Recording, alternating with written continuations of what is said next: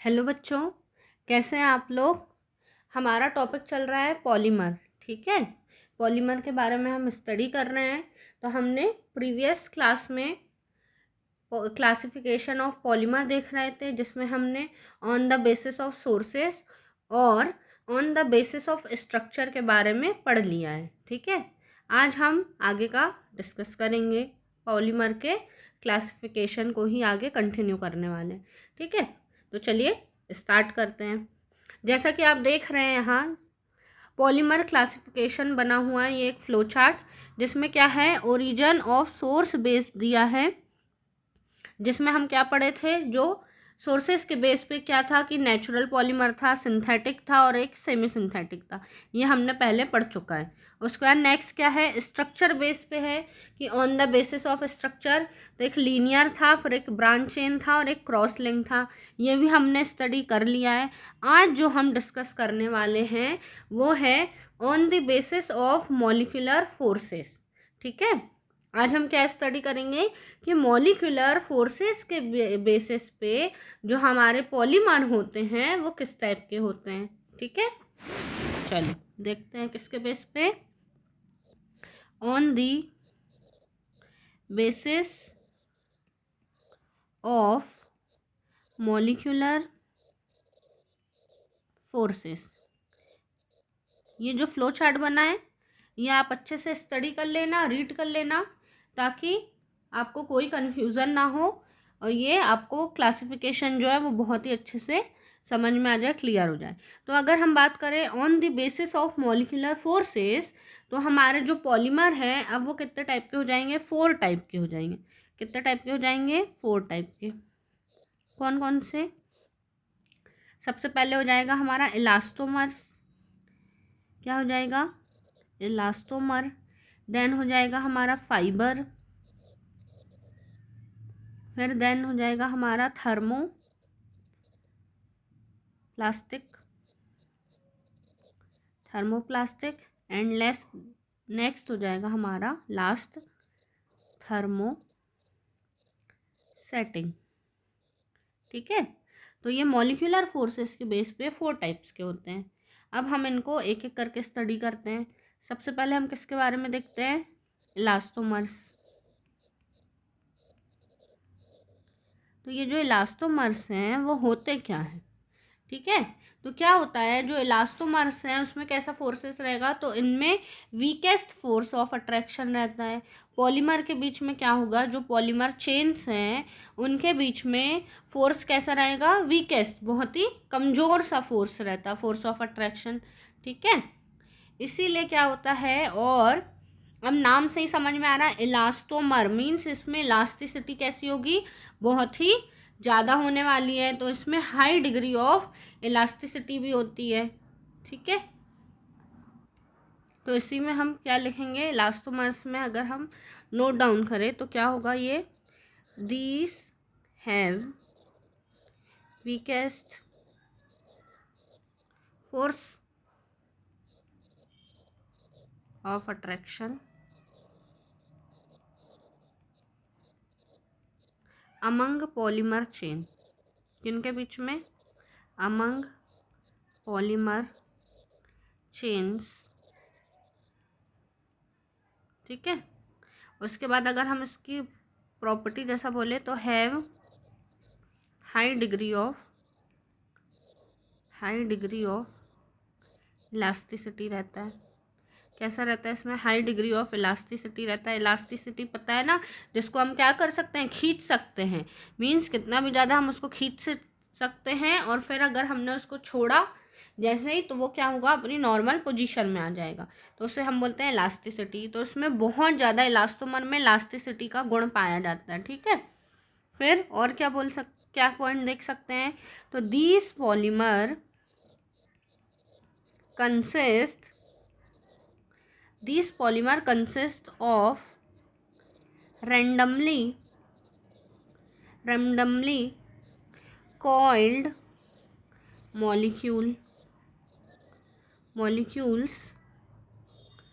molecules chain। कैसे रहता है, इनमें रैंडमली कॉइल्ड मॉलिक्यूल चेन्स रहती है, जो कैसी रहती है, इर्रेगुलर शेप की रहती है, chain of irregular shape, irregular shapes की क्या रहती है, कॉइल्ड चेन रहती है। हैविंग अ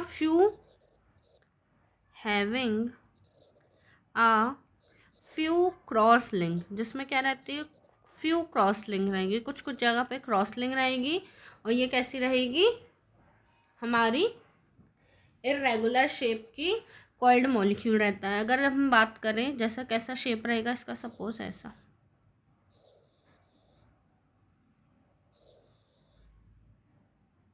यहाँ है, यहाँ इस टाइप का, फिर हमने क्या किया, उसको बहुत ज़्यादा खींचा तो वो ऐसा खिंच गया, और फिर जब छोड़ते हैं तो फिर वो अपनी नॉर्मल पोजीशन में आ जाता है। क्रॉस लिंक्ड इसमें कहीं कहीं क्रॉस लिंक रहते हैं, ठीक है। अब इसके एग्जाम्पल क्या देख सकते हैं, इलास्टोमर का एग्जाम्पल क्या ले सकते हैं हम, तो example all polymer of butadiene, जितने भी ब्यूटाडाइन के पॉलीमर हैं वो सब किस में आएंगे, इलास्टोमर में आएंगे। तो all polymers of butadiene, butadiene के जितने भी पॉलीमर हैं, and derivatives of butadiene, derivatives भी लेंगे हम, तो ब्यूटाडाइन के डेरिवेटिव्स भी है, डेरिवेटिव्स ऑफ ब्यूटाडाइन, जैसे कि क्या हो जाएगा, पॉलीब्यूटाडाइन,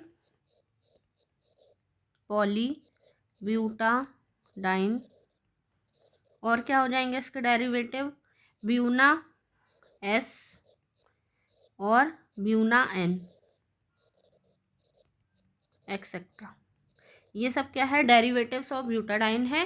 तो जितने भी ब्यूटाडाइन के पॉलीमर हैं या डेरिवेटिव ऑफ ब्यूटाडाइन हैं वो सब किस में आएंगे, इलास्टोमर्स में आते हैं, ठीक है। क्लियर हुआ, समझ में आया। अब नेक्स्ट क्या है इसका, सेकंड है, होता है हमारा क्या type, fibres.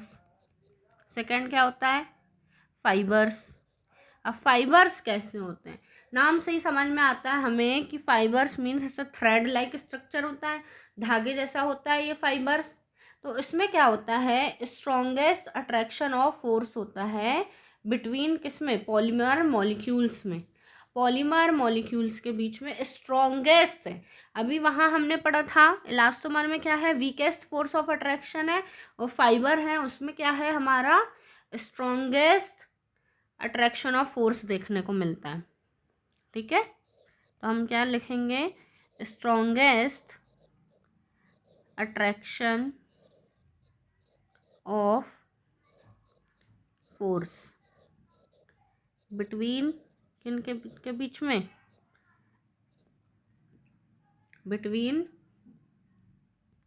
Polymer molecule, polymer molecules के बीच में, ओके। क्लियर है ये पॉइंट। उसके बाद इनकी बात करें, इनमें जो फोर्स होता है ये स्ट्रॉन्गेस्ट फोर्स क्यों होता है, ये स्ट्रॉन्गेस्ट फोर्स इसीलिए होता है क्योंकि इसमें या तो हाइड्रोजन बॉन्डिंग होगी या फिर डाइपोल डाइपोल अट्रैक्शन होगा। क्या होगा, या तो हाइड्रोजन बॉन्डिंग होगी या तो डाइपोल डाइपोल अट्रैक्शन होगा, इसीलिए ये क्या होते हैं, स्ट्रॉन्गेस्ट फोर्स होते हैं। तो ये बात भी हमें नोट डाउन करना ही है कि these forces are due to either, किसके कारण है, ईदर एच बॉन्डिंग या तो हाइड्रोजन बॉन्डिंग के कारण है।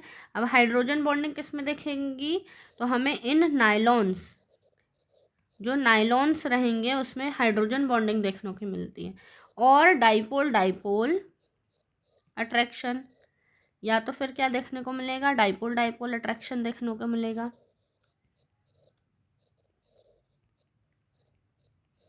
अब ये किस में होता है, पॉलीस्टर में, इन पॉलीस्टर्स या ऑर्लोन में, ठीक है।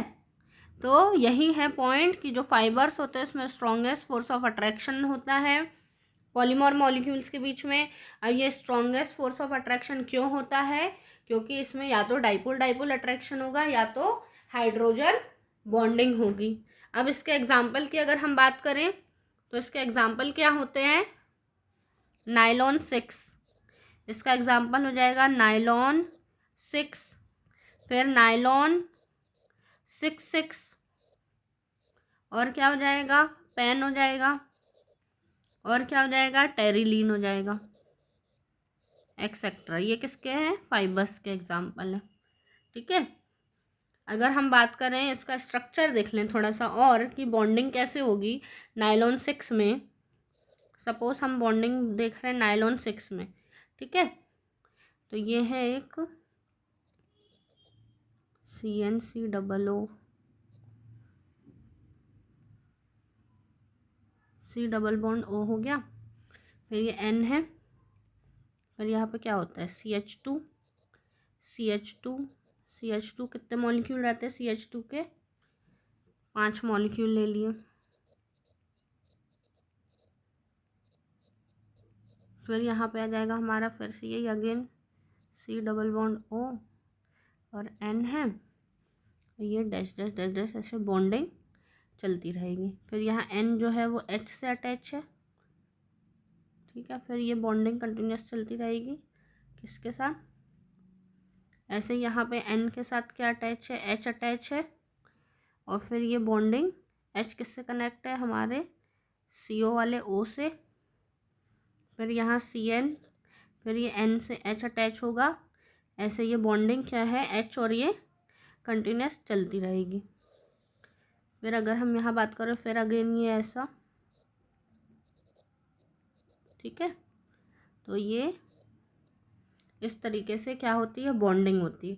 अच्छा, ये जो बॉन्डिंग है तो ये बॉन्डिंग किस टाइप की है? इंटर मॉलिक्यूलर H बॉन्डिंग होती है, याद रखना, इंटर मॉलिक्यूलर हाइड्रोजन बॉन्डिंग होगी।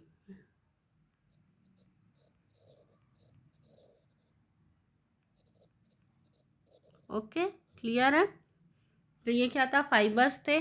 थर्ड टाइप होता है हमारा जो क्लासिफिकेशन में, थर्ड टाइप जो हो जाएगा हमारा थर्मोप्लास्टिक। क्या होता है? Third point thermoplastic, third type है। अब ये थर्मोप्लास्टिक होता क्या है? थर्मोप्लास्टिक में क्या होता है कि ऐसा पॉलीमर जिसको क्या करें, वो हीट करने पे सॉफ्टन हो जाता है। ऐसे तो वो हार्ड होता है, पर अगर हम उसको हीट करेंगे, ज़्यादा टेम्परेचर पे मोल्ड करेंगे, तो वो क्या होगा? मोल्डेड हो जाता है डिफरेंट डिफरेंट शेपों में। मीन्स थोड़ा सा गर्म करने पे, हीट करने पे पिघल जाता है, सॉफ्ट हो जाता है। ठीक है, तो ये क्या हो जाता है? हमारा थर्मोप्लास्टिक हो जाता है। और इनके बीच में जो अट्रैक्शन फोर्स रहता है वो कैसा रहता है? तो ये इलास्टोमर और फाइबर्स के बीच का अट्रैक्शन फोर्स इसमें रहेगा। ना इलास्टोमर से ज़्यादा, मीन्स ना फाइबर से ज़्यादा और ना ही इलास्टोमर से वीक। ठीक है, इन दोनों के बीच का जो रहेगा अट्रैक्शन फोर्स वो किस में रहेगा? थर्मोप्लास्टिक में। तो हम क्या लिखेंगे कि अट्रैक्शन फोर्स बिटवीन रहेगा किसके? बिटवीन फाइबर्स एंड इलास्टोमर और फाइबर के बीच का जो फोर्सेस रहेगा, फोर्स ऑफ अट्रैक्शन, वो हमको थर्मोप्लास्टिक में देखने के लिए मिलता है। ठीक है, उसके बाद और क्या पॉइंट हो सकते हैं इसके? तो these are linear polymer which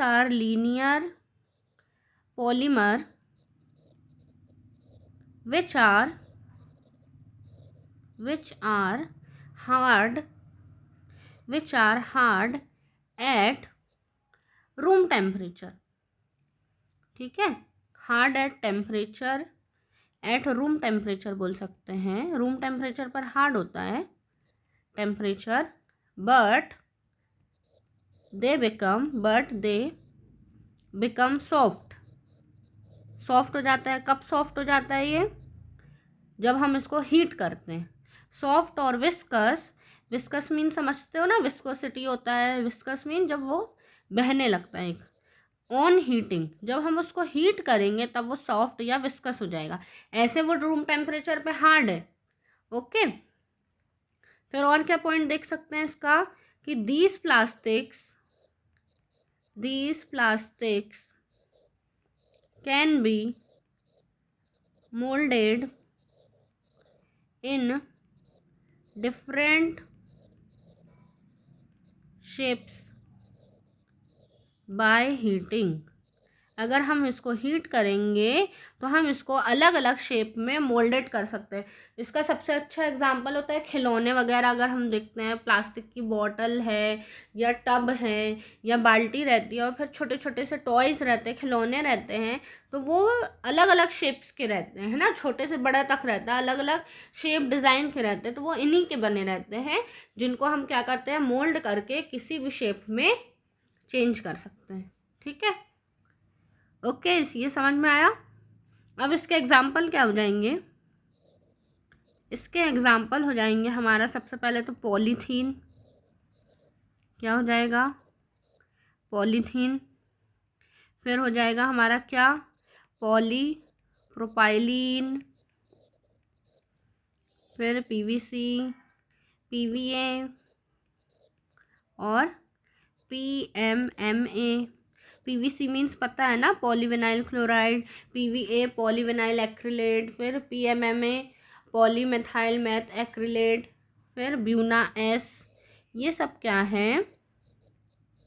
etcetera. ये किसके एग्जाम्पल है? हमारे थर्मोप्लास्टिक के। जैसे पॉलीथीन वगैरह को हम देखते हैं ऐसे तो हार्ड दिखती है, प्लास्टिक की जो थैली होती है, पन्नी वगैरह यूज़ करते हैं जो हम, जैसे हम उसको गर्म करते हैं तो वो क्या होती है, मोल्ट होने लगती है, कि जल के क्या होती है, पिघलने जैसी लगती है। ओके, नेक्स्ट एक इम्पॉर्टेंट है प्लास्टिसाइज़र। याद रखना प्लास्टिसाइज़र क्या होते हैं, यहाँ डबल स्टार बना के बता रही हूँ। क्या? प्लास्टिसाइज़र्स। तो ये प्लास्टिसाइज़र जो हैं वो होते क्या हैं?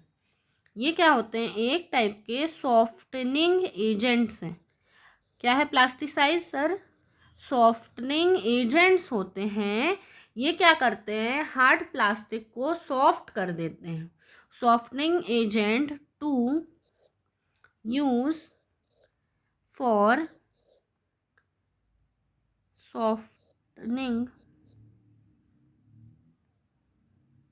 Used for soft hard plastic, या फिर हम लिख सकते हैं यूज फॉर कन्वर्ट। यहाँ हम लिख सकते हैं क्या? Convert hard plastic to soft plastic. Soft plastic में कन्वर्ट करता है, ये हार्ड प्लास्टिक को सॉफ्ट प्लास्टिक में कन्वर्ट करता है। इसे हम बोलते हैं प्लास्टिसाइज़र। क्या बोलते हैं? प्लास्टिसाइज़र। प्लास्टिसाइज़र में क्या यूज़ हो सकता है? तो डीबीपी। डीबीपी क्या होता है? डाई ब्यूटिल थैलेट या फिर डाई ऑक्टा थैलेट। ये सब क्या है? Dibutyl phthalate, dibutyl phthalate, या फिर हम बोलेंगे डाई ऑक्टा थैलेट जो है, इसका यूज़ हम किस में कैसे करते हैं? एज अ प्लास्टिसाइज़र यूज़ करते हैं इसका। ठीक है, प्लास्टिसाइज़र क्या करता है? सॉफ्टनिंग एजेंट रहता है, हार्ड प्लास्टिक को सॉफ्ट प्लास्टिक में कन्वर्ट करता है। नेक्स्ट जो हमारा टाइप है, फोर्थ टाइप, वो क्या है हमारा? थर्मोसेटिंग। क्या है? थर्मोसेटिंग। अब थर्मोसेटिंग क्या होता है? तो ऐसा जो प्लास्टिक, ऐसा पॉलीमर जिसको हम क्या करें? मोल्डेड नहीं कर सकते। मीन्स एक बार जो शेप ले लिया वो शेप ले लिया, अब हम उसको चेंज नहीं कर सकते हैं। ऐसे प्लास्टिक को हम क्या बोलते हैं? थर्मोसेटिंग। मीन्स अब वो फिक्स हो गया है, एक बार जो बन गया बन गया, अब उसको हम चेंज नहीं कर सकते हैं। उसे क्या बोलते हैं हम? थर्मोसेटिंग। तो हम क्या लिख देंगे कि such types of polymers which cannot be molded are called thermosetting plastic। इसे क्या बोलते हैं हम? थर्मोसेटिंग प्लास्टिक बोलते हैं। और in these polymers number of cross-linked links are increased on heating। अगर हम इसको हीट करेंगे तो क्या होगा? इनके क्रॉस लिंक बढ़ जाएंगे। इसका एग्जाम्पल क्या हो सकता है? अगर इसके एग्जाम्पल की हम बात करें, पहले हम पिक्चर जैसे समझ लेते हैं। जैसे सपोज ये है हमारे पास प्लास्टिक, अब हमने क्या करें? इसको हीट करें तो इसमें क्या होगा? जो क्रॉस लिंक रहेंगे वो इंक्रीज हो जाएंगे ऐसे, ठीक है। अब इसके एग्जाम्पल क्या हो जाएंगे? तो इसके एग्जाम्पल हो जाएगा हमारा क्या? बेकेलाइट,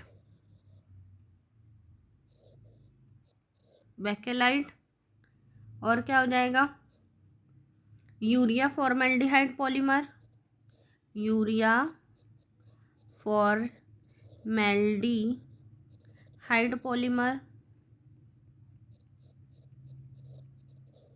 और क्या आ जाएगा इसमें? रेजिन आ जाएगा, और क्या आ जाएगा? मेलमैक आ जाएगा, एक्सेट्रा। जो है ये थर्मोसेटिंग प्लास्टिक के एग्जाम्पल है, जिनको हम क्या कर सकते हैं? मोल्डेड नहीं कर सकते, पिघला नहीं सकते हैं, ठीक है। तो ये किसके बेसिस पे था? On the basis of molecular forces. अब हम नेक्स्ट टाइप देख रहे हैं, ये तो हो गया। अब नेक्स्ट देखेंगे हम किस पे? On the basis of synthesis. तो सिंथेसिस के बेस में क्या होता है? अब 2 टाइप्स के हो जाएंगे पॉलीमर। एक हो जाएगा हमारा एडिशन पॉलीमर, क्या हो जाएगा? Addition polymer. और एक हो जाएगा हमारा कंडेंसेशन पॉलीमर।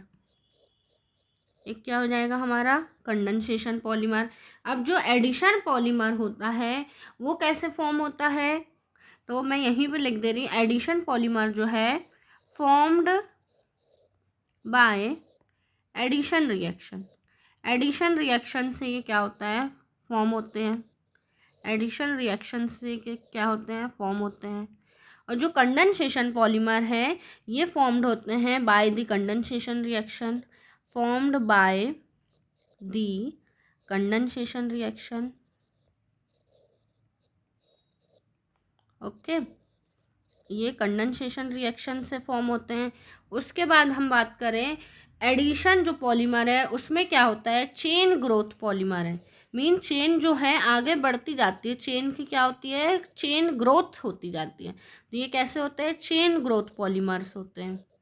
और अगर हम कंडेंसेशन पॉलीमर की बात करें तो ये कैसा होता है? स्टेप ग्रोथ पॉलीमर होता है। मीन्स इसमें स्टेप वाइज स्टेप बढ़ते हैं, स्टेप ग्रोथ पॉलीमर होता है, ठीक है। तो यहाँ तक क्लियर हुआ?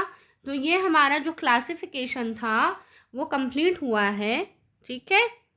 Okay, thank you.